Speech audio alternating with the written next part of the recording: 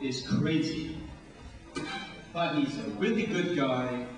And 1 year ago in Central Square, in the ex-Gary Hart for President headquarters, in a brick building off on the side of Bishop Allen Drive,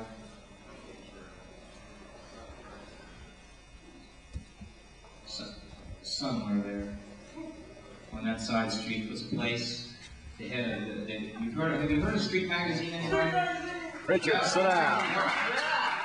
Well, Street Magazine is still around, another incarnation. This gentleman was the founder of Street Magazine, and the editor of Street Magazine, and I don't know what there is about him. I just liked him. I came to the Street Cafe, which was in the basement of this building, and I walked in, and there was a poet by the name of Are You Out of It? Are you out of it here? Yeah.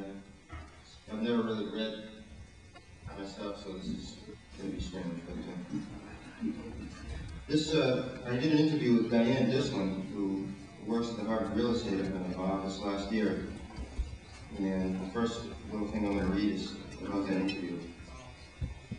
It was early September of 1987 when Egg Al decided to interview the woman who booked all the street performance acts at the Forbes Plaza, that brick-in area in front of the Oblong Pane. This was an important interview, he told himself, because she really knew what was happening in the street performing community from the top down.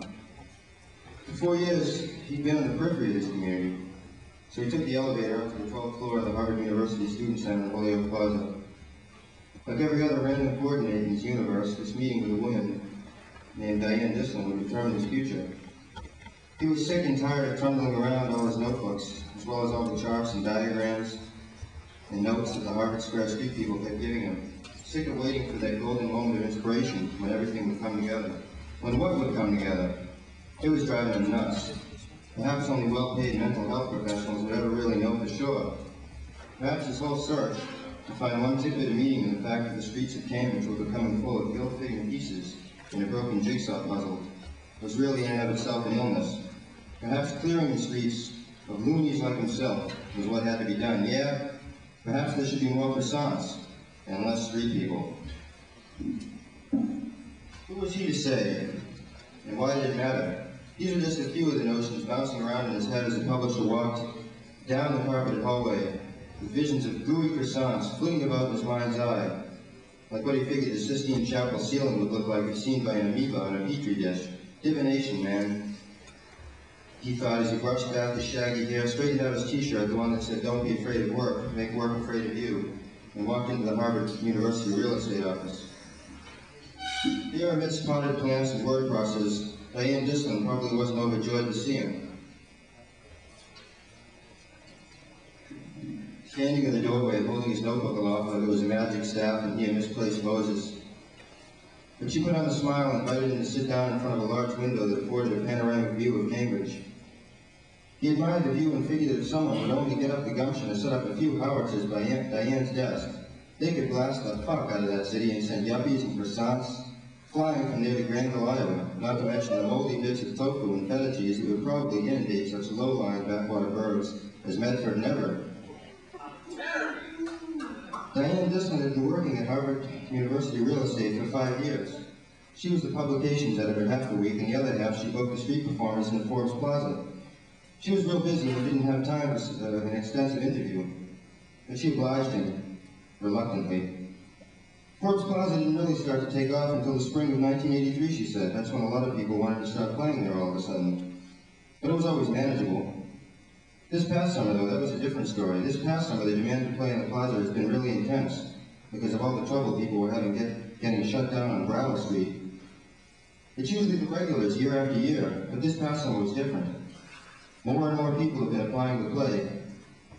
We've even had people competing for Monday night spots, and that's one of the dog nights. God, there were a lot of headaches this past summer, a damn lot of them.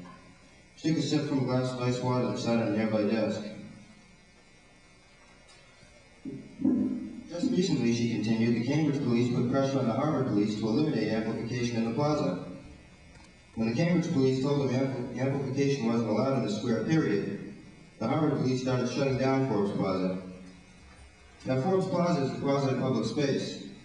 Although it's privately owned by the university, its function has been to serve as a public forum. But the bottom line is that it's privately owned, and the Cambridge police have no jurisdiction there at all. This happened on a Friday, so there wasn't anything I could do about it until the following Monday. That's when I talked to the people over at the Cambridge Traffic Controllers Department, who confirmed that since Forbes Plaza is a private property, the city of Cambridge has no jurisdiction over what goes on here. Yep, that gal had heard it from a top source. The city of Cambridge was attempting to stamp out the street scene. The city of Cambridge had declared war on the bobos, hobos, street minstrels, all the others in the streets. It was the epic struggle he thought that it was. It really was. The war is invisible as low-level radiation, but it was out there. Our performers don't use Cambridge City permits, continued Diane. They get their permits from me. So performers here aren't subject to Cambridge City ordinances. I was able to relay this information back to the chief of police at Harvard, and he conveyed it to his officers. The Harvard police have been extremely supportive of the musicians. The elbow pain, well, that's another story. You might think the music helps their business, but, well, they say the people who come to listen just use their bathrooms and drink their water. It was just as Egal suspected, a three-pronged attack that pitted the officials of the city of Cambridge, croissants and yuppies, against the people on the street.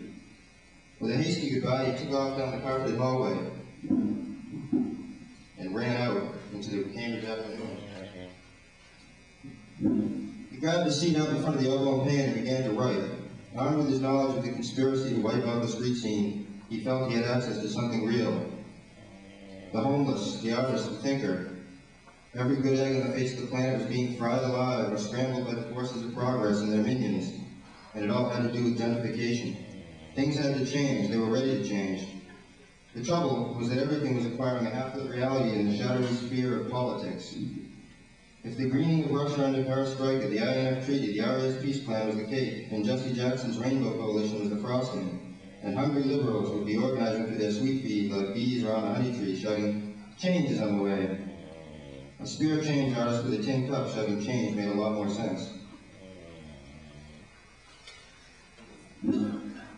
And the next little piece, these are all excerpts, is from another section in the thing.